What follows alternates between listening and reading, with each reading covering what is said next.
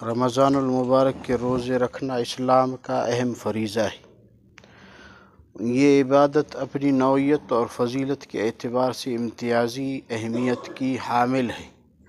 اللہ تعالیٰ نے قرآن کریم میں روزہ کا اصل مقصد بیان کرتے ہوئے ارشاد فرمایا: اے ایمان والو، یا ایھا الذین آمنوا کتب علیکم الصیام کما کتب علی الذین من قبلکم لعلکم تتقون۔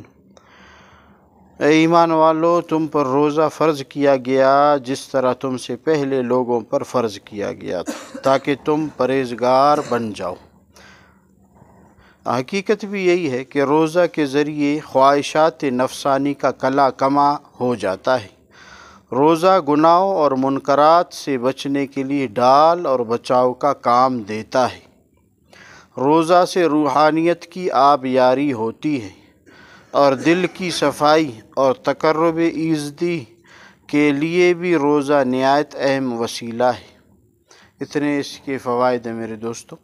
روحانیت وہ زیادہ ہوتی ہے اور گناہوں سے بچنے کے لیے ڈال ہے روزہ، اور دل کی صفائی ہوتی ہے، اللہ کا قرب نصیب ہوتا ہے۔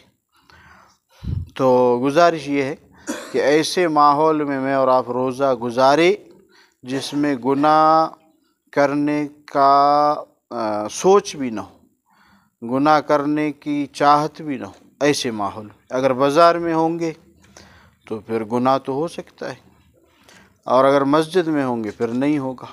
اس بنا پر فرزندان اسلام پر یہ ذمہ داری عائد ہوتی ہے کہ وہ صرف نام کا روزہ نہ رکھیں بلکہ